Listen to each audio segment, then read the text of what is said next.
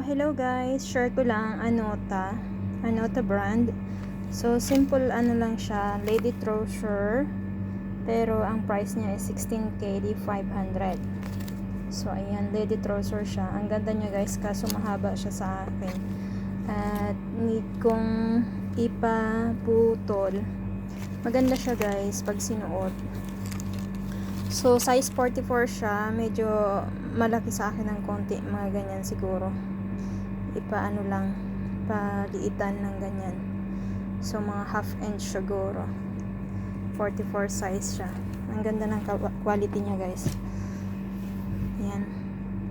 Ganyan yung kulay niya. So, ayan. Anota brand.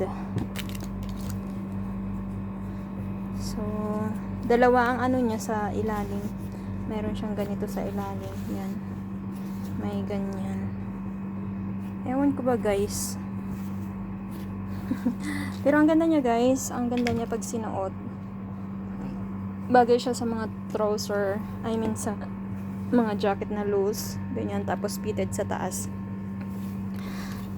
One time isusuot ko to pag naputol na. I mean pag napa-adjust na siya. Hindi ko siya papaputol, ipapaganon ko lang. Yan. Medyo itaas ko lang ng konti dito para lumiit, umiksi.